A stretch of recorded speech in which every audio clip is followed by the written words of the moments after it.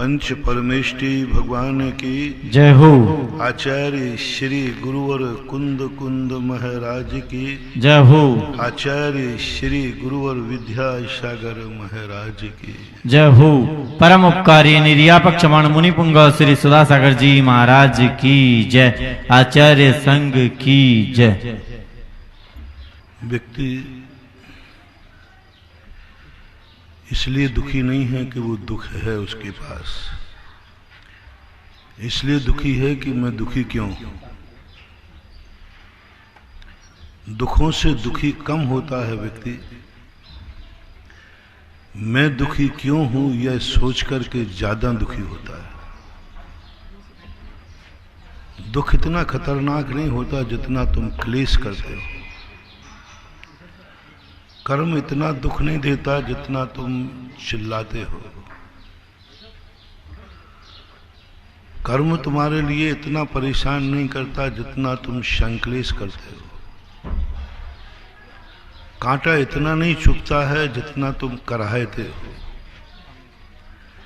बीमारी इतनी नहीं है जितना तुम चिल्लाते हो। 90% लोगों के दुख कम हैं लेकिन संक्लेश ज्यादा है। ज्यादातर लोगों के कर्म की अनुभाग शक्ति हीन उदय में आती है और वे बंद अधिक अनुभाग वाला करते हैं। अधिक उदय वाला आवे और उतना ही तुम संक्लेश करो तो फिर भी बात है कि जितना आपको दुख है उतने ही आप रो रहे हो, जितना आप परेशान हो उतना ही आप कह रहे हो, जितने आप अभाव है उतना ही अभाव बता रहे हो।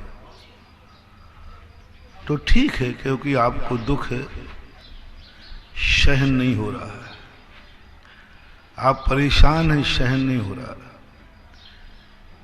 ऐसे जीवन में मौके बहुत कम आते हैं, बहुत कम आते हैं। जेल दंड देने के लिए होता है, फिर भी कई बार जेलर डराता ज्यादा है, पीटता कम है। पुलिस वाले ज्यादा मारते हैं सो बात नहीं है। पुलिस वाले खौफ दिखाते हैं, ऐसा खौफ दिखाते हैं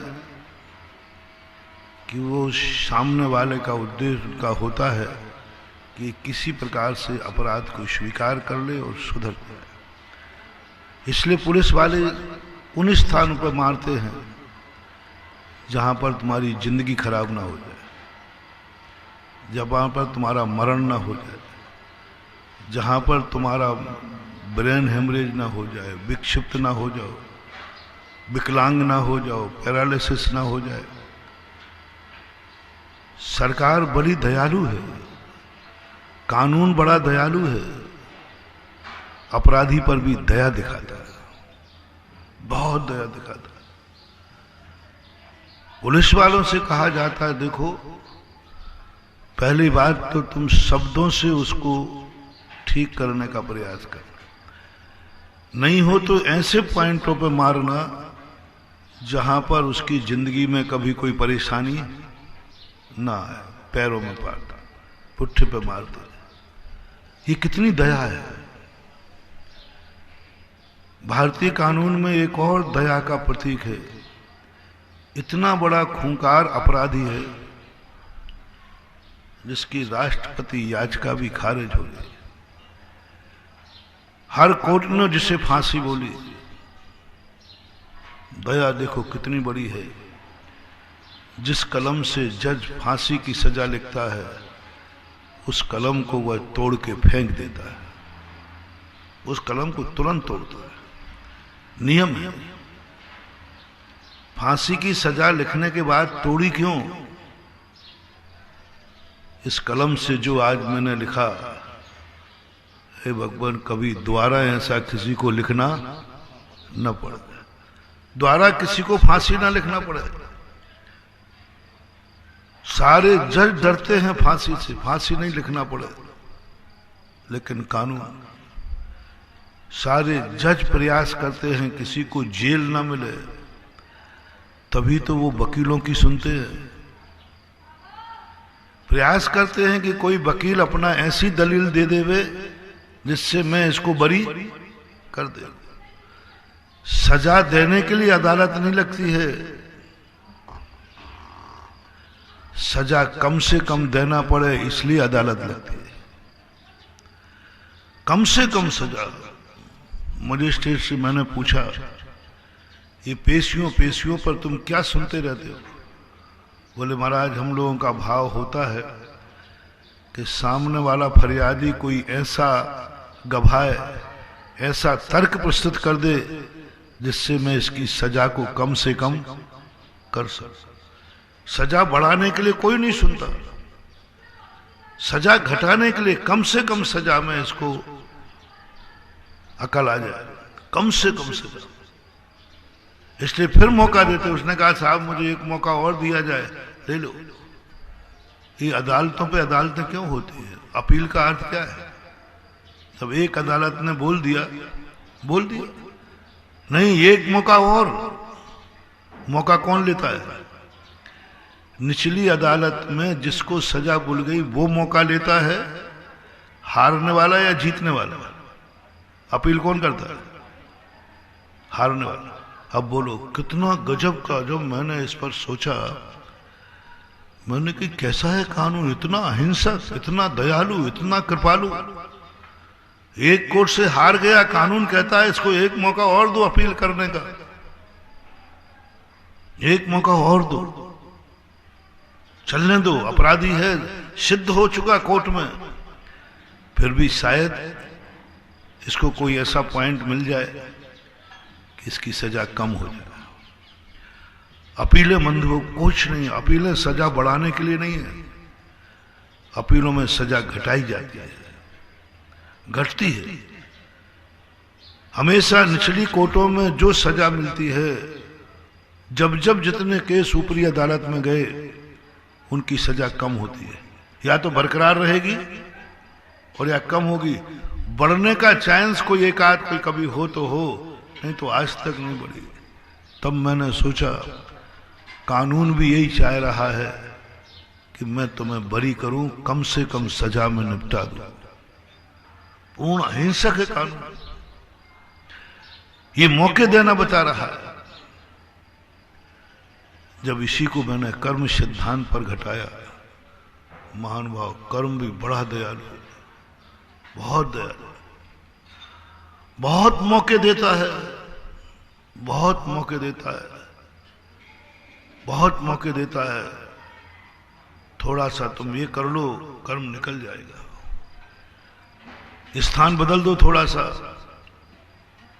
इस स्थान पर झगड़े होने की संभावना है, बीमार होने की संभावना, स्थान बदल दो। कर्म मौका दे रहा है, बदल दो स्थान। शायद उस क्षेत्र में हम कर्म तुम्हें फल ही नहीं दे पाए। काल बदल दो थोड़ा सा, संगति बदल दो। जहां क्रोध आने की संभावना, उससे थोड़ा दूर हट जाओ। क्रोध का निमित्त मिलने वाला, मौन हो जाओ। अच्छे लोगों की संगति में चले जाओ। इतने मौके देती है, इतने मौके देती कर्म। 100% कर्मों में हम 10% कर्म सजा देता है, 90% तो बेचारा माफ करता है।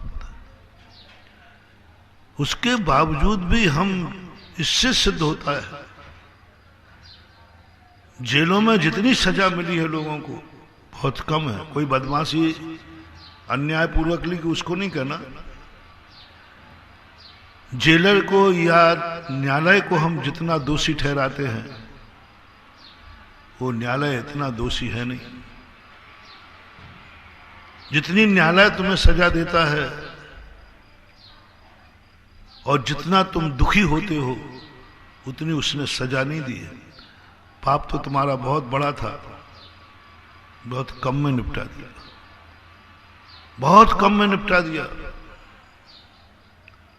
ये सोचना चाहिए मैंने अपराध तो बहुत बड़ा किया था, लेकिन बस इतने में मेरा निपट गया मुचलका में।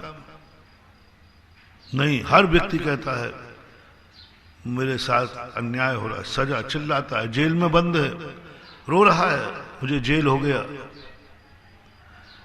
अरे तू दूसरे को रुला के आया है, उसकी तो सोच। एक ने हत्या कर दी, डांका डाल दिया, उसको जेल हो गया, रो रहा है। तू तो जिसको मार के आया है उसको तो रोना देख। एक व्यक्ति किसी को मार के आ गया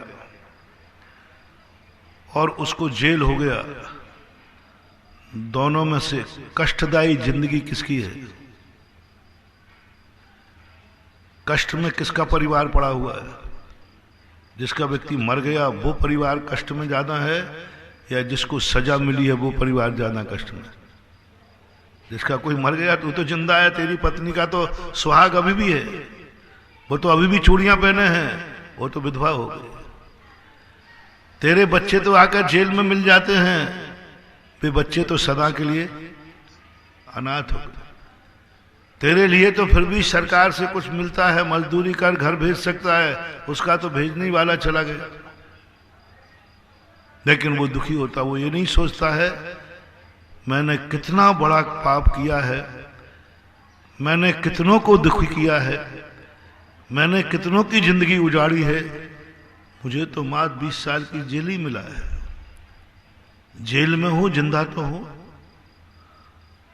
वो तो परिवार ही खत्म हो गया। नहीं, लेकिन जेल में जो सजाएं मिलती हैं, हर व्यक्ति दुखी रहता है, कोसता रहता है। जब से शास्त्रों का थोड़ा चिंतन किया है, आपके दुखों पर मुझे दया कम आने लगी। पहले आपके दुखों को देख करके मेरी आंखें भर आती थी। आपका रोना, आपका चीखना, आपका फरियाद करना, ऐसे लोग गिड़गिड़ाते थे, मेरी आंखें भर आती थी पहले। और सोचता था कितना भारी दुख है, कितना परेशान है, कितनी इसकी जिंदगी है, देखो। लेकिन जब आगम पढ़ा, शास्त्र पढ़ा, तो हमें तो कर्म बड़े दयालु दिखे। कानून को जब पढ़ा तो कानून में लोग कहते महाराज कानून का शिकंजा बहुत तगड़ा है, कानून के चक्कर में जो पड़ गया वो बहुत दुखी। मैं कहता हूं कानून बड़ा अहिंसक है, दयालु है। अदालतें हमें अब दंड का नहीं, हमें तो दिखने लगा कि ये दंड से बरी करने वाले, ये दंड से छुटकारा दिलाते। जैसे किसी नेता पे खतरा हो तो उसको अरेस्ट कर लेती है पुलिस तुरंत। अरेस्ट क्यों किया? अरेस्ट करती है, बच जाएगा, नहीं तो मारेंगे लोग। उसको बचाने के लिए अरेस्ट किया है कि बच जाएगा, नहीं तो लोग मार डालेंगे। तो कई बार किसी को बचाने के लिए भी जेल में डाला जाता है। यदि ये बाहर घूमेगा तो मार डालेंगे, इसको जेल में डाल दो, कम से कम जिंदा रहेगा। इतना भाव रहता है कानून का। कोई कानून में दंड व्यवस्था नहीं की जाती, व्यक्ति अपराधी को दंड कम किया जाता है, उसका नाम न्यायालय है। जेल में जाकर के, अब पहले जेलियों को देख करके मुझे बड़ी दया आती थी, बहुत सोचते थे, मेरे मन में भी भाव आता था, अरे कर दिया होगा अपराध भावावेश में, क्रोध में आकर, लेकिन इनको तो जिंदगी भर जेल में डाले हुए। गुस्सा में कर दिया, ठीक है, आ गया होगा आवेश, क्योंकि 90% तो आवेश में ही पाप होते, अंधा हो जाता। किया होगा क्रोध में, कभी डाल लिया हो डांका, कभी काट लिया होगा, जेब काट लिया, मार दिया होगा किसी को, गुस्सा आ गया होगा। एक ऐसे भावावेश की सजा इतनी कि बरसों बरसों तक जेल में सड़े। लेकिन जब थोड़ा कानून को पढ़ा, जजों वकीलों से समझा, जब देखा कि एक अपराधी आया, बोले महाराज जी मुझे सजा हो चुकी है, तो मैंने कल से तो तुम जेल में होगे? बोले नहीं महाराज, इस केस के नीचे लिखा है अपील करने का और मौका है तुम्हें कि तुम तो सब कुछ कह चुके, 5 साल तो केस चल चुका, जो कहना था वो सब कह चुके, सब कर चुके, फिर भी हार गए। फिर भी कोर्ट ने कहा है तुम्हें एक मौका और ऊपर अदालत में दिया जाता है। मैंने कि तुमने अपना कोई कागज छोड़ा क्या, तुम्हारे वकील ने कोई तर्क छोड़ा क्या? सब करने के बाद तुम हारे हो, अब क्या चीज रह गई? बोले महाराज पता नहीं, मेरी दृष्टि से तो हमारे पास कुछ भी नहीं है, अब मेरी दृष्टि से कोई अब तर्क नहीं, मेरे पास कोई बचने का उपाय नहीं है। लेकिन फिर भी कोर्ट ने लिखा है कि एक मौका अपील कर सकते हो। मैंने सोचा अपील? सामने वाला पूरी ताकत लगा के हारा है, अब अपील किसकी? बोले ये कानून की दया है, कानून की अहिंसा है, कानून की आत्मीयता है। लो मैं तुम्हें एक मौका और देते हैं, भूल चूक लेना देना, कोई तर्क, कोई वकील, कोई गवाह, कोई सोच तुम्हारा आ जाए तो लो कम करा लो सजा, बरी हो जाओ। एक बार नहीं, कितने मौके? सबसे लोअर कोर्ट के बाद कितनी और अपीलें कर सकता है व्यक्ति? 8-10 अपीलें को तो मिल जाता। सुप्रीम कोर्ट है, 4-5 अपीलें तो कर सकता है, सुप्रीम कोर्ट तक तो जा ही सके। सुप्रीम कोर्ट में भी है, 2 बेंचों, 2 जजों की बेंच में हुआ, 1 जज की बेंच में हुआ, 2 में ले जा सकते हो, 2 में हुआ 3 में जा, बताते 7 जजों की बेंच तक। इसके बावजूद भी कानून कहता है एक मौका और है। राष्ट्रपति याचिका। अब बोलो ये क्या है? ये सब अपराधियों के प्रति इतनी दया, किसी सज्जन के प्रति नहीं है ये, निरपराधी को प्रति नहीं है ये अपीलें। एक अपराधी के लिए इतनी बड़ी दया कानून में, इतनी दया। 8-10 बार उसको पुनः बार बार का, एक बार और कर ले, एक बार और कर ले, बच जा, मैं चाहता हूं कि तू बच जा, किसी कारण से बच जा। जब मैंने पूछा अहमदाबाद में एक वकील साहब थे, मैंने कि ऐसा क्यों? बोले महाराज कानून कहता है 100 अपराधी बच जाएं तो बच जाएं, लेकिन निरपराधी को सजा, चाहे 100 अपराधी बचे तो बच जाएं, निरपराधी को सजा नहीं होना चाहिए। माने कि कानून भी इतनी दया रखता है, इतनी करुणा रखता है? बोले हाँ महाराज, दंड संहिता नहीं है ये न्याय संहिता है। न्याय संहिता है कि न्याय मिलना चाहिए। फिर मैंने इसको सोचा, जो भी हमें लौकिक दुनिया में दिखता है हम उसको जब ही फॉलो करते हैं जब वो हमारी धर्म की किताबों से मेल खा जाता है। मैं दुनिया को सब जानता हूं, सब पढ़ता हूं, सब सुनता हूं, सब देखता हूं, लेकिन बोलता वही हूं जो मेरी आगम की किताब में मिल जाए। कितनी तुम दलील दे देना, मेरे सिद्धांत को कोई नहीं डगमगा पाया आज तक। बहुत बड़े बड़े लोग आते मेरे पास, महाराज आप मानो या नहीं मानो। मैं कहता हूं मेरे आगम में कहा है कि नहीं। महाराज मैं जो कह रहा हूं इसमें गलती क्या है? बोले गलती है कि नहीं ये तो नहीं कहूंगा, लेकिन मेरे आगम में नहीं है तो मैं उसे स्वीकार नहीं करूंगा, स्वीकार नहीं करूंगा। आप तर्क दीजिए ना मेरी बात पे, इसमें क्या दोष है? मैंने कहा दोष है कि नहीं मुझे पता नहीं, मैं सत्य को सिद्ध नहीं कर सकता, लेकिन आगम में जो स्वीकार नहीं है वह सत्य भी मैं स्वीकार नहीं कर सकता। वह सत्य भी हमारे यहां अमूढ़ दृष्टि में आता है। रोती रानी का पति कहता है कि बताओ समोषण में क्या कमी है, तुम क्यों नहीं जाते हो? शास्त्रों में चूक हो गई हो, 25वां तीर्थंकर हो गया, चूक हो गई हो, भूल हो गई हो, कहीं हो गई गड़बड़, हो सकता है। ये सामने आंखों के सामने तुम्हारे सामने समोषण लगा है, इसमें दोष बताओ। रेवती रानी कहती है मैं इसको गलत सिद्ध नहीं कर सकती, इतनी क्षमता मेरे में नहीं है, इतनी बुद्धि मेरे में नहीं है। तो बस एक नीति है जिस चीज में तुम बाधा ना दे पाओ वही सत्य है, एक नीति है। जिस चीज में तुम्हारे पास कोई तर्क नहीं है वही सत्य है, जिस चीज में तुम बाधा नहीं दे पाए वही सत्य है, बस उतना इस सत्य पे आधारित है। लेकिन धर्मशास्त्र कहते हैं ये सत्य की कसौटी नहीं है। सामने वाला उसका विरोध नहीं कर पाया, सामने वाला उसका खंडन नहीं कर पाया तो वो सत्य नहीं हो गया।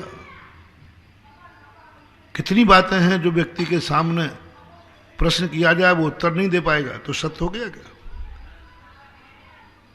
किसी ने इसका काट नहीं किया, इसका अर्थ मैं सत्य हूं, यदि ये सत्य का पैमाना मान लिया जाए तो ना जाने कितने असत्य सत्य की कोटि में आ जाएंगे।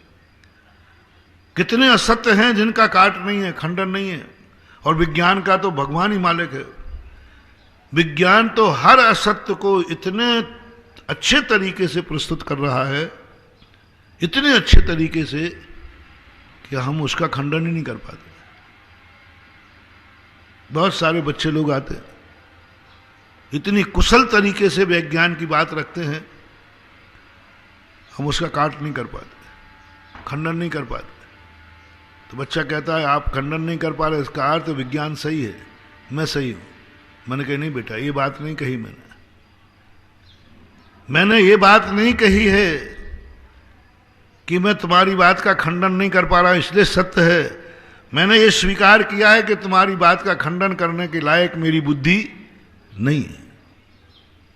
और इसका जजेज मैंने कोर्ट का दिया कि दोनों वकीलों ने अपनी पूरी ताकत लगा दी थी, फिर भी कोर्ट कहता है कि शायद वो अपनी बात नहीं रख पाया हो, शायद मजिस्ट्रेट उसकी बात नहीं समझ पाया हो। थोड़ा बड़े मजिस्ट्रेट को समझाओ, बड़ी अदालत में जाओ, छोटी अदालत के जज का माइंड कम है, हो सकता है वो नहीं समझ पाया हो इनकी बात, बड़े माइंड वाले के पास ले जाओ। तो मैंने कहा कि मैं तर्क नहीं दे पा रहा हूं, मैं तुम्हारा खंडन नहीं कर पा रहा हूं, हो सकता है मेरे से बड़े महाराज जो हैं वो इसका खंडन कर दें। होता है कि नहीं? कई बार कोई व्यक्ति छोटे के सामने जवाब करे, वो जवाब नहीं दे पाए और उसी का जवाब बड़ों के सामने करे तो। कई बार तुमसे कोई बहस करता है तो तुम कहते भाई देखो, बच्चे लोग आते ना स्कूल में, उनके दोस्त लोग कहते ऐसा है तुम्हारा दिगंबर धर्म, ऐसा है तुम्हारे महाराज ऐसे। बच्चा कहता महाराज जी मैं क्या खंडन करूं? तो कहता हमारे महाराज के पास चलो, वो तुम्हें 1 मिनट में निपटा देंगे। और होता भी है। कोई लोग तुम्हारे सामने कोई तर्क लेके आए तो तुम क्या कहो? तो भाई मैं तो तर्क नहीं दे पाऊंगा, आप महाराज के पास चलो। ऐसे मैंने कहा कि भाई मैं तर्क नहीं दे पा रहा हूं, इसका अर्थ है नहीं कि हो सकता है इसका तर्क मेरे बड़े महाराज के पास हो। बड़े महाराज के पास नहीं तो उनसे बड़े आचार्य के पास हो। आगम में खोजता हूं, आगम में नहीं तो सुत केवली के पास हो, अवध ज्ञानी के पास हो, मन पर्य ज्ञानी के पास हो, अंत में केवल ज्ञानी के पास भेजूंगा।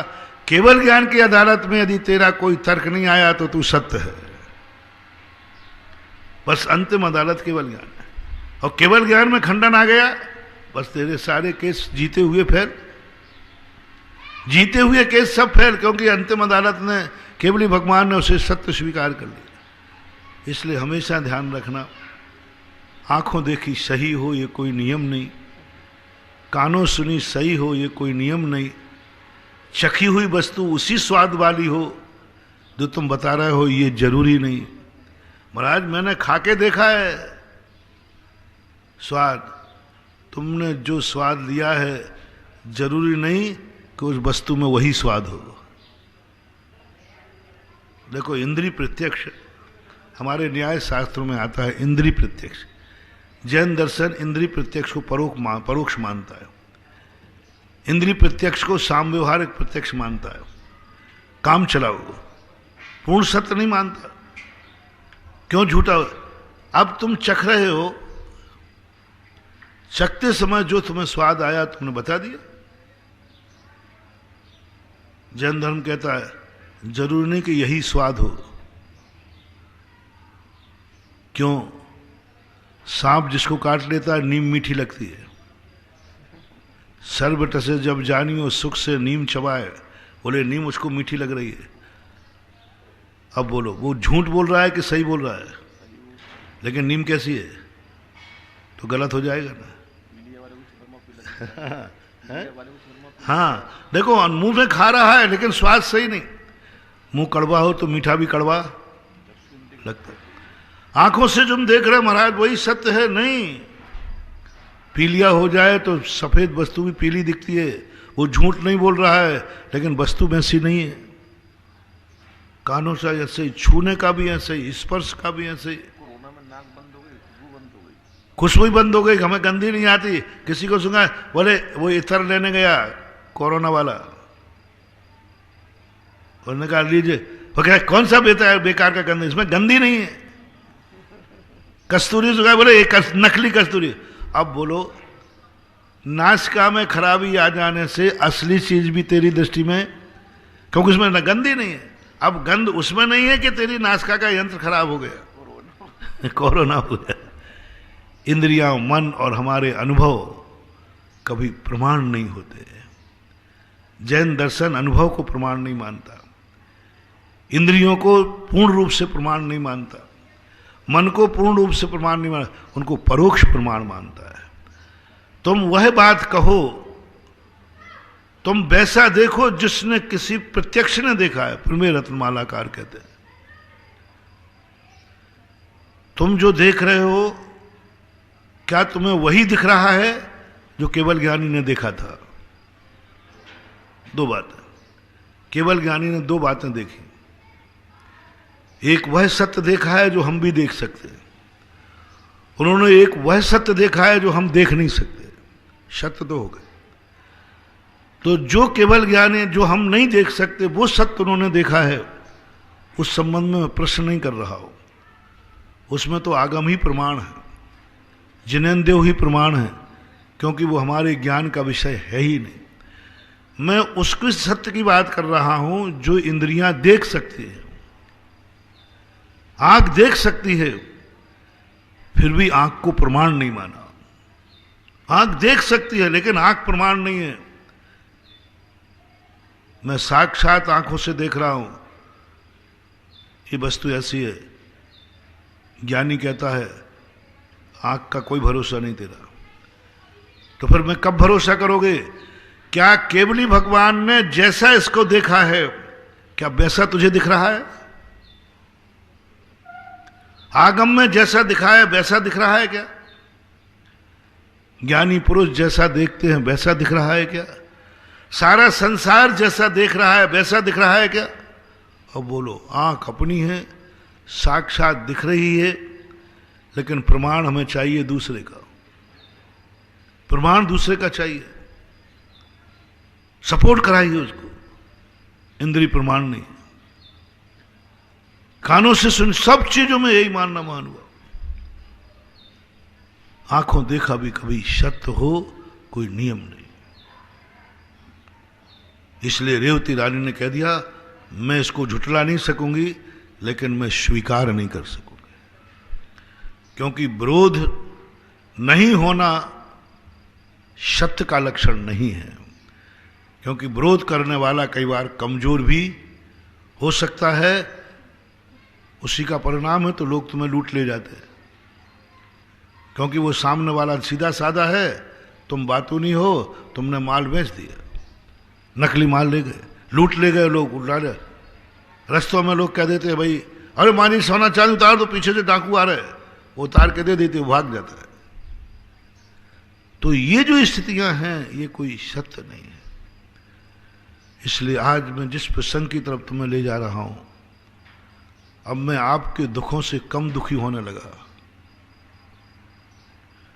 अब कोई ज्यादा प्रभाव नहीं पड़ता, पहले पड़ता था। पहले बहुत परेशान रहता था आपके दुखों से, मैं अपने दुखों से कभी परेशान नहीं रहा। मैं परेशान होता हूं आपकी परेशानियों से, आपके दुखों से।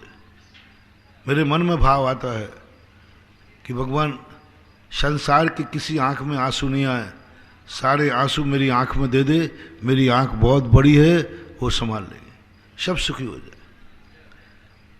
कोरोना के समय में निरंतर एक ही भावना भाता हूं, हे भगवान, ये महामारी कोरोना किसी का घर ना उजाड़े, क्योंकि मैंने ऐसे ऐसे घर उजड़ते देखे हैं, ऐसे ऐसे घर उजड़ते देखे, सुने हैं, जिनको देखना भी, सोचना में भी रूह कांप जाती है।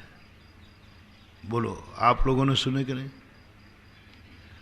ऐसे घर जिनके देख करके रूह कांप जाती है कि घर की छाया उठ गई, घर का मुखिया मर गया,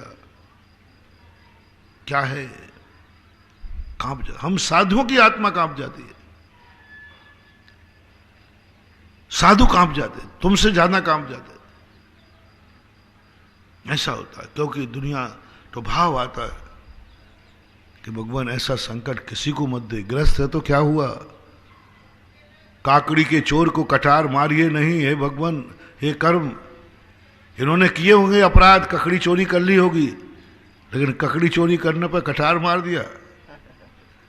ऐसा मुहावरा है, काकड़ी के चोर को कटार मारिए नहीं, यानी ककड़ी चोरी कर ली किसी ने तो उसको मारो मत, ककड़ी खा ली है ककड़ी। इसी प्रकार हो गया अपराध, कहीं हो गया होगा, माफ करो, ऐसा भाव आता है, परिणाम आता है।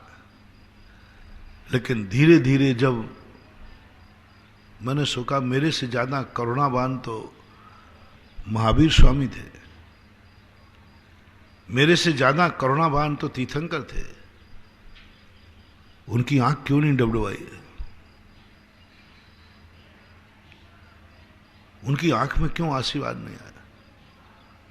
उन्होंने क्यों नहीं करुणा करके आशीर्वाद दिया? धीरे धीरे पता चला इस संसार की नीति, नकारात्मक सोच देखना, नकारात्मक एनर्जी देखना, डाउनफॉल कैसे आता है। जितने हम दुखी नहीं हैं, जितना हमारे ऊपर दुख नहीं है, उससे ज्यादा हम दुखी हैं। जितना हमारा क्रोध कसाय उदय में नहीं आए, उससे कई गुना हम क्रोध करते हैं। जितना मोहिनी कर्म का उदय नहीं, उससे कई गुना हम मोह करते हैं। हमारे शास्त्रों में एक रहस्य मिला हमें, मंद कर्म के उदय में अधिक कर्म का बंद होना। ये क्या है? कर्म का उदय तो मंद है, लेकिन बंद कर रहा है अधिक वाला। ये कहलाता प्रमाद, ये कहला कसाय। प्रमाद और कसाय के अंतर्गत साता के उदय में असाता हो। साता के उदय में असाता कैसे बंद हो गई, समझ में नहीं आया मुझे। असाता कर्म के उदय में तो साता बंद का बिल्कुल स्पष्ट हो गया, क्योंकि वो दुख था, दुखी था, वो दुखी हो गया, आर रोज ध्यान कर लिया, परेशान हो गया, चलना पड़ा, असाता का बंद हो गया, मंजूर है। लेकिन जब मैंने ये साथ में पढ़ा, पूज्यवर वीरसेन स्वामी ने कहा ये सौदय प्रकृति नहीं है। हमारे यहाँ कर्म सिद्धांत में सौदय और परोदय और उभय, ये दो प्रकृतियां होती हैं। सौदय वो कहलाती है वह अपने कर्म के उदय में ही बनती है, जब उस प्रकृति का उदय आएगा तभी बनेगी। लेकिन कभी अनुभाग शक्ति सौदय अनुभाग नहीं होता कि जितने कर्म का अनुभाग उदय आया है, दूसरा बंध भी उसी अनुभाग का होगा। प्रकृति तो बंधेगी, लेकिन अधिक कर्म का उदय आया है तो कम बंध भी होता है। ज्ञानी व्यक्ति, उसकी चर्चा बाद में करूंगा। अभी मैं उसकी कर रहा हूं कि मंद कर्म अनुभाग वाला उदय में आया है, और उस मंद कर्म के उदय में वो तीव्र कर्म बांध रहा है। कर्म बेचारा कम आया, थोड़ा सा दुख दे रहा है, और वो कर्म बांध रहा है बहुत ज्यादा। जब स्तब्ध रह गया, जब पूज्यवर वीरसेन स्वामी ने कहा साता के उदय में असाता का कर्म बंद, पुण्य के उदय में पाप का बंद। पुण्य का उदय, उदय किसका है? पुण्य का। और बंद किसका? पाप के उदय में पाप बंद होना बात समझ में आती है,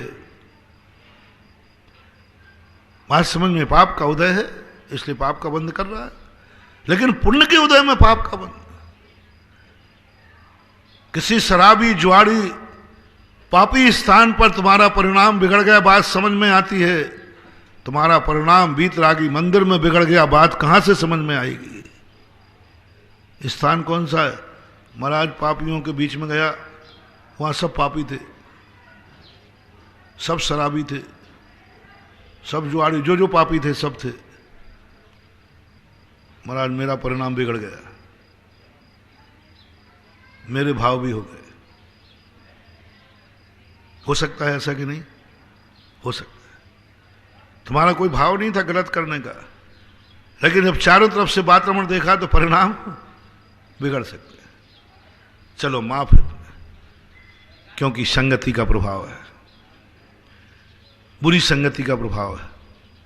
शराब पी रहा था, तुम्हारे पीने के भाव हो गए। गुटखा खा रहा था, खाने के भाव हो गए। बाप खा रहा था, बेटे ने खा लिया। अभी मैंने 2 दिन पहले ही कहा था, जो खोट उस द्रव्य में है,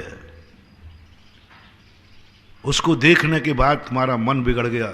वस्तु को देखकर मन बिगड़ गया, द्रव्य वस्तु को देख। तुम्हारा वैसे परिणाम नहीं था बुरा करने का, बुरा करने का भाव नहीं था तुम्हारा, लेकिन सामने कोई ऐसी वस्तु आ गई, तुम्हारी आंख उठी, परिणाम बिगड़ गए। बोले महाराज जी मैंने कोई बुरे भाव से नहीं गया था, मैं आप जिसकी सौगंध का मैं कर लूँ, मेरा बुरा भाव बिल्कुल नहीं था, लेकिन वो सामने आ गया, मेरा भाव बिगड़ गया। मैं बिल्कुल लड़ने नहीं गया था महाराज, बिल्कुल लड़ने नहीं गया था, आपकी सौगंध मैं बिल्कुल लड़ने नहीं गया था, और मेरा क्रोध करने का भाव भी नहीं था, लेकिन बस वो सामने आया, मुझे गुस्सा आ गया। हो सकता है कि नहीं? तुम घर से अच्छे भाव से निकले, सामने दुश्मन दिख गया, देखते ही आपको गुस्सा आ गया, कान में शब्द पर गाली का शब्द पड़ गया, कोई भाव नहीं था। महाराज उसने गाली दी तो मुझे गुस्सा आ गया, मैं गुस्सा करने बिल्कुल नहीं गया था। कितने बार ऐसा होता है 24 घंटे में कि विपरीत निमित्त मिलने पर हमारी इच्छा के विरुद्ध में परिणाम बिगड़ जाते हैं। एक्सेप्ट है? तुम ही नहीं, हम लोग भी एक्सेप्ट करते हैं। परिणाम नहीं है, लेकिन परिस्थितियां सामने आते ही परिणाम हो जाते, होता है, इसको कुछ भी नहीं। जिनवाणी ने पूछा अदालत ने, इसका भाव नहीं था, ये परिणाम बिगाड़ने नहीं गया था, लेकिन सामने ऐसी परिस्थिति बनी, ऐसा निमित्त बना, इसके परिणाम बिगड़ गए। जिनवाणी कहती कोई बात नहीं, मुचलका पे छोड़ दो, क्योंकि ये पाप करने नहीं गया था, परिस्थिति मिली, पाप हो गया। करने का प्री प्लानिंग नहीं थी, ये आदतन अपराधी नहीं है, इससे अपराध किया नहीं है। अपराध 2 अपराधी होते ना, जो आदतन अपराधी होते हैं वो प्री प्लानिंग करते हैं, पहले प्लानिंग करेंगे, पहले मैंने इसको मारना है, इसको ये करना है, प्री प्लान करेंगे, बहुत प्लानिंग बनाएंगे, किस कुशलता से मैं इसको मारूं और फंसूं। नहीं, ये व्यक्ति आदतन अपराधी नहीं है, इससे अपराध हो गया है। वातावरण ऐसा बन गया, सामने वाले ऐसा उत्तेजित कर दिया, सामने वाला गाली पे गाली दे दिया, अंत में इसने गोली चला दी। इसलिए सभी मर्डर केसों की सजा एक सी होती है क्या? उसने कहा साहब मैं पक्का कह रहा हूं मेरा मारने का, लेकिन एक गाली पे गाली दिए जा रहा था, आ गया गुस्सा, मैंने चला दी। ऐसे व्यक्ति को फांसी नहीं दी जाएगी। चला दी, चल गई साहब, चलाई है मैंने, पर मुझे क्रोध दिलाया, इसने उत्तेजित किया, ये सिद्ध हो जाएगा। सामने क्यों तुमने इसको उत्तेजित किया था? हाँ साहब पहले तो ये कुछ नहीं बोल रहा था, मैंने गाली दी, मैंने उत्तेजित किया था, सजा कम हो जाएगी। और एक व्यक्ति ने प्री प्लानिंग करके मारा है, उसकी सजा बढ़ेगी। इसलिए कभी भी तुम्हारा परिणाम उस वस्तु को देखकर बिगड़ा है, तुम्हारी बिगाड़ने की प्लानिंग नहीं थी, तुम्हारा मन बिगाड़ने की प्लानिंग नहीं थी, बुरा करने का भाव नहीं था, लेकिन सामने ऐसा निमित्त मिला कि परिणाम बिगड़ गए। अब तुम्हें कर्म का बंध होगा, लेकिन निधत्त निकाचित कर्म बंद नहीं होगा, क्योंकि तुमने प्री प्लानिंग कार्य नहीं किया। माफ है महाराज। वो 4 लोग मिल गए, जबरदस्ती किया, मैं करता क्या? कोई बात नहीं, जबरदस्ती किया ना? हाँ साहब जबरदस्ती किया। क्षेत्र ऐसा मिल गया महाराज, मैं क्या करूं? वो क्षेत्र ही ऐसा था, वो क्षेत्र ही पापियों का था, उस क्षेत्र में सदा पाप होते थे। उस क्षेत्र में जाते मेरे परिणाम बिगड़ गए। श्रवण कुमार के परिणाम बिगड़े क्षेत्र पे जाके। होता है कई बार, हम लोग तक किसी किसी क्षेत्र पे जाते ही परिणाम बिगड़ जाते हैं। हम लोग बिहार करते हैं ना, तब अक्सर कर होता है।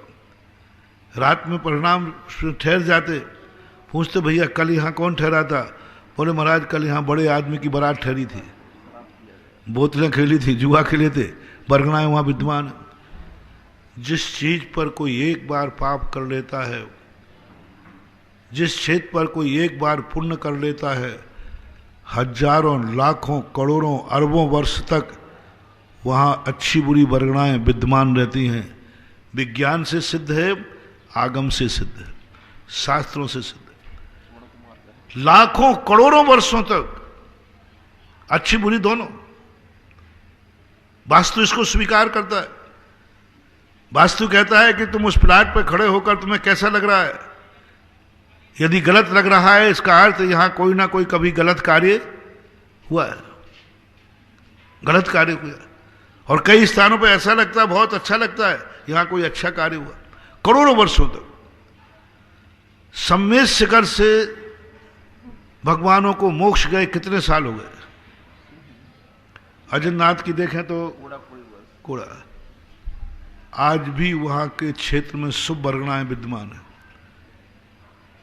महान आत्माओं वहां सुख प्राप्त किया था, अव्याभास सुख प्राप्त किया था, मोक्ष प्राप्त किया था। आज भी उतनी ही वहां बरगनाएं हैं जो उस समय थी। ठीक है, थोड़ा बहुत कम बेसी आया होगा, लेकिन है। सिद्ध क्षेत्र क्या बता रहे हैं कि जिस क्षेत्र में कोई अच्छा कार्य करके जाता है, वह क्षेत्र ना जाने कितने समय के लिए, कितनों के लिए अच्छा करने की प्रेरणा देती है। इसलिए कभी भी तुम कोई कार्य करो तो ये देख लिया करो, यहां मैं जो गलत कार्य कर रहा हूं, जो मैं अच्छा कार्य कर रहा हूं, यहां आगने वाले लोग कितने लोग अच्छा करेंगे, क्योंकि मैंने अच्छा किया है, मैंने अच्छा किया।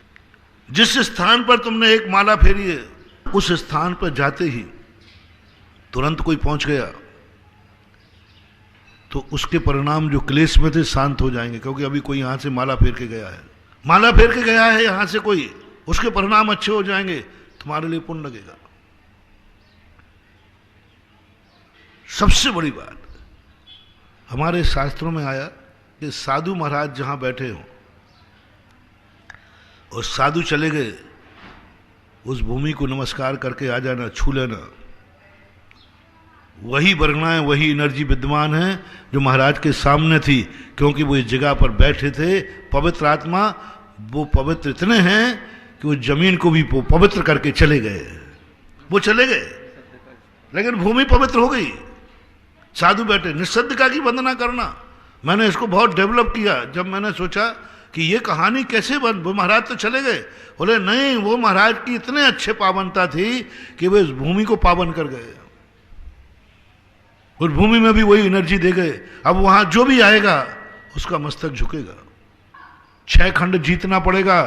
तुम तीर्थंकर हो तो बने रहो, चलो उठो, मैं तीर्थंकर हूं, मुझे कोई विजय नहीं चाहिए, मैं किसी को अधीन नहीं बनाऊंगा। कर्म कहता शांतिनाथ भगवान नहीं चलेगा। चक्रवर्ती पद पर तुम्हारा जन्म हुआ है, तुम्हें ये कार्य करना ही पड़ेंगे। तो जो भव के कारण तुम्हें परिणाम करना पड़े, उनको भी क्षमा है। कभी कभी भाव बिगड़ जाता है इन सब को लेकर। चर्चा अपनी थी, समय आपका हो रहा है, चर्चा अपनी थी उस बात की कि ये सब चीजें माफ कर दिया। क्षेत्र गलत था, वस्तु गलत थी, सामने वस्तु गलत थी, ओके। स्थान गलत था, ओके। समय गलत था, ओके। भाव गलत था, ओके। मैं तुम्हारा केस लेता हूं, जमानत दिलाऊंगा, अरेस्ट होने के पहले अग्रिम जमानत कराऊंगा, क्योंकि तुम्हारा दोष नहीं है, इन सब का दोष है। अब मैं चर्चा उसकी कर रहा हूं, द्रव्य सामने भगवान है, गुरु महाराज हैं, अच्छा आदमी है, सज्जन आदमी है, सब तरफ से चोखा है, गलत नहीं है। वो तो तुम वहां परिणाम कब बिगड़े, जब सारे गलत लोग थे, इसलिए परिणाम बिगड़ गए। सब शराब पी रहे थे इसलिए बिगड़ गए। यहां सुपारी भी नहीं खाता है, वहां तो बाप शराब पी रहा था तो बेटे ने पीला, मैं क्या करूं, कोई बात नहीं, जमानत हो जाएगी। बाप पी रहा था, बेटे ने पी लिया। बाप जुआ खेलता था, बेटे ने खेल लिया। इसलिए मैंने कहा था, बाप दादे जो खोटे करते हैं वो खोट तुमने की है तो तुम्हें उतना ज्यादा पाप नहीं होगा, जमानत हो जाएगी। लेकिन अब मैं उस बाप की बात कर रहा हूं जो बाप छना पानी पीता है, सुपारी भी नहीं खाता, रात में पानी भी नहीं पीता। अब तुमने ऐसे कुल में जन्म लेकर तुम्हारा परिणाम रात में खाने का हो गया, गुटखा खाने का हो गया। ऐसा सामने भगवान बैठा है, स्थान कौन सा है? वहां क्षेत्र गलत था क्योंकि पीछे कोई पाप करके गया था। ये स्थान मंदिर है, ये स्थान सम्मित शिखर है। क्षेत्र अच्छा है कि बुरा है, जल्दी बोलो। अच्छा है। काल भी बहुत अच्छा समय है, बहुत अच्छा समय है, बहुत बढ़िया काल है, चतुर्दशी है। काल खोटा है कि चोखा है? चोखा है। चलो चौथा काल, कोई भी काल है। अब भव भी, भव की अपेक्षा ले लो, तुम मानव हो, जैन हो, जैन में भी श्रावक हो, ओके। अब परिणाम बिगड़ गया तो निमित्त अच्छा है कि खोटा है कि चोखा? क्षेत्र खोटा है कि चोखा? चोखा। तुम्हारा भाव खोटा है कि चोखा? चोखा। समय चोखा है कि खोटा? चोखा। अब भाव खोटे क्यों? बस ये है निधत्त निकाचित कर्म। सब कुछ चोखा है फिर भी तुम खोटा हो। गजब जब हुआ जब साता वेदनी कर्म के उदय में असाता का बंध। ओहो, मैं घबरा गया एकदम। मैंने कहा ऐसा भी होता है क्या? साता वेदनी कर्म के उदय में रो रहा है व्यक्ति, साता वेदनी कर्म के उदय में चिल्ला रहा है व्यक्ति, साता वेदनी कर्म के उदय में व्यक्ति गिड़गिड़ा रहा है। मुझे समझ में नहीं आई, साता में क्यों रोएगा भैया? जब साता ही है। तब देखा शास्त्रों में कि एक बार ये बात मुझे समझ में नहीं आई थी, उच्च गोत्र के उदय में नीच गोत्र, नीच गोत्री को नीच गोत्र का बंध होना कोई बड़ी चीज, क्योंकि वो आचार नीच करता है। उच्च गोत्र में जन्म उदय किसका है?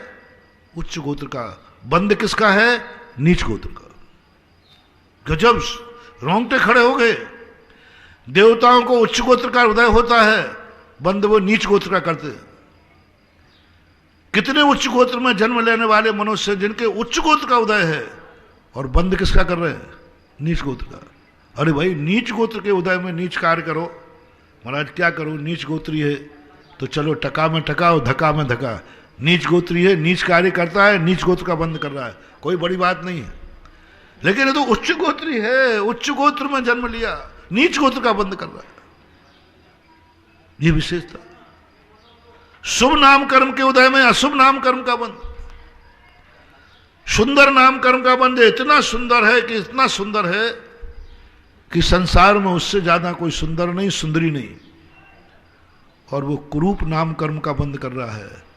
कुरूप यदि कुरूप नाम का बंद करे तो समझ में आता है स्वरूप नाम कर्म का उदय है और बंद कौन सा हो रहा है? इतना स्वरूप, इतना स्वरूप, इतना स्वरूप कि देवता जिसकी सुंदरता का वर्णन कर रहे हैं, देवता जिसकी सुंदरता का वर्णन कर रहे हैं कि देवों में भी इतना सुंदर नहीं, ऐसा सुंदर नाम कर्म का उदय करने वाला कुरूप नाम कर्म का बंध हुआ। अंतर मुहूर्त में शरीर में कोढ़ निकल आया, सनत कुमार चक्रवर्ती। पुण्य का उदय देखो स्वरूप नाम कर्म का, और बंद देखो कुरूप नाम कर्म का। ये क्या करे, ये क्या है, किस पर दया करूं? साता के उदय में असाता का बंद कर रहा है, साता के उदय में रो रहा है, इसको कैसे, इसकी सहायता करूं? असाता के उदय में रोने वाले हों तो सहायता करने का मन बनता है। अब तो ऐसा लगने लगा है कि ये तो रोएंटे हैं, साता कर्म के उदय में भी रोते हैं। ये तो उच्च गोत्र के उदय में, नीच गोत्रियों पर दया करूं तो करूं, उच्च गोत्र में रहकर नीच गोत्र का कार्य कर रहा है, नीच गोत्र का कार्य। ज्ञानावरणी कर्म का 6 उपशम है, इतना 6 उपशम है कि उसको हर चीज याद होती है, बहुत गजब का 6 उपशम है। और बंद क्या कर रहा है, बंद क्या कर रहा है? इतना विद्वान है, संस्कृत फटाफट, इंग्लिश सब, सारी भाषाएं, सारा आगम का ज्ञान है, इतना 6 उपशम है। और बंद किसका कर रहा है? लब्धि अक्षर के अनंत में भाग का। इतना बड़ा ज्ञान का 6 उपशम, क्या दया करूं? अरे अज्ञानी पर दया करूं तो ठीक है, क्योंकि अज्ञानी है वो कर रहा है बंद, ये तो ज्ञानी बंद कर रहा है। इतना बड़ा शुद्ध केवली होकर के भी अर्धपुद्गल परावर्तन काल तक भटक जाता है। आंखों वाला अंधा नाम कर्म बांध रहा है, कानों वाला बहरा नाम कर्म बांध रहा है, बोलने वाला गूंगा नाम कर्म बंद कर रहा है, पैर में से चलने वाला लंगड़ा नाम कर्म का बंद कर रहा है, अच्छे कुल में जन्म लेने वाला बुरे कुल में जाने की तैयारी कर रहा है। डाउनफॉल, जो फॉल हैं वे ज्यादा दया के पात्र हैं कि जिनका डाउनफॉल हो रहा है वे दया के पात्र। एक तो फॉल है, फॉल किसे बोलते हैं? नीचे ही है, पड़े ही हैं, गंदगी में पड़े हैं, गंदा जीवन, गंदा कुल, गंदा जाति, गंदा भाव, सब कुछ गंदा, फॉल गिरे हुए हैं, सब कुछ गंदा है, उनका भाव भी गंदा, तो उनके परिणाम भी गंदे, दया के पात्र, क्योंकि इसका सब कुछ गंदा है। मैं उसके पूछ रहा हूं जिसके सब तरफ कुछ भी गंदा नहीं है, मात्र भाव गंदे हैं। द्रव्य वस्तु अच्छी, कुल भी, जाति, सब कुछ अच्छा, मात्र गंदा क्या है? भाव गंदा है। अब बोलो इसको भी दया करूं? जिसका सब कुछ गंदा था उसको दया करना चाहिए, लेकिन जिसका सब कुछ अच्छा है और भाव गंदे हैं उस पर दया नहीं की जाती। और आज संसार में यही देखने में आ रहा है, इसके सब कुछ अच्छा है, भाव गंदा। बंधु बहुत बड़ी, इसलिए जब लगने लगा, अब तो ऐसा लगता है तुम्हारे दुखों को देखकर, अब मैं दुखी ज्यादा नहीं होता थोड़ा तो होता हुआ है, संस्कार है। भगवान वे ज्यादा ज्ञानी है ना, वे सब जानते अपने अंदर की वो बाहर की बात है, वे ज्यादा दुखी नहीं होते, हम थोड़े होते हैं क्योंकि अभी अज्ञानी है। तुम्हारी पूरी कुंडली नहीं जानते हैं, तुम्हारी हम पूरी कुंडली नहीं जानते हैं, इसलिए तुम्हारे नाटक में हम आ जाते कि सही। माँ होती ना, बच्चा ऊपर से रोता है 90%, तुम्हारी बेचारी सीधी सादी होती, उसको सही मान करके गोदी में उठा लेती, काम छोड़ करके, हाथ धो करके, और वो 90% बच्चे ओरिजिनल रोते हैं दुख से या नाटक कुछ चाहने के लिए रोते हैं। हाँ, बच्चों को देखना, उसको कोई पीड़ा है इसलिए रो रहा है या कुछ चाहिए है इसलिए रो रहा है। 90% समझना, 24 घंटे में बच्चा जितने बार रोता है ज्यादातर किस लिए रो रहा है, लेकिन मां नहीं समझती। मां समझती अरे बेटे को कोई तकलीफ होगी तो वो उठा लेती है, अरे मुझे तकलीफ नहीं है, चॉकलेट चाहिए, मुझे तकलीफ नहीं है, मुझे गोदी में आना है। ऐसे ही कई अस्पतालों में मरीज का एक और ध्यान देकर के समय हो रहा है। मरीज जो होता है ना, मरीज शांत पड़ा है, उसको कोई तकलीफ ज्यादा नहीं, और डॉक्टर के आते ही उसके एक्शन बदल जाएगा, चेहरा बदल जाएगा। वो तो डॉक्टर समझदार होता है, नहीं तो उसके एक्शन पे इंजेक्शन लगा रहे तो ऊपर चला जाए। ये स्थितियां हैं। इसलिए आज के प्रवचन का मूल विषय था, जितने दुख हमारे ऊपर नहीं है उससे ज्यादा हम दुखी हैं। जितनी गरीबी हमारे पास नहीं है उससे कई गुना हम गरीब हैं। जितने मूर्ख हम नहीं हैं, अज्ञानी नहीं हैं, उससे अज्ञान नहीं है उससे ज्यादा हम अज्ञानी हैं। जितना अभाव मेरे पास नहीं है जितना हम अभाव का अनुभव कर रहे हैं। क्यों? हमारा सोच नकारात्मक थिंकिंग है, हमारा सोच आधा गिलास खाली है इस पर है। इसलिए सबसे पहले नकारात्मक सोच देखो, क्या जितना मैं दुखी हूं इतना दुख मेरे पे है? नहीं। इस प्रकार की स्थिति को लेकर के अपन और समझेंगे। आज इतने कह के विराम करता हूं। महावीर भगवान ने की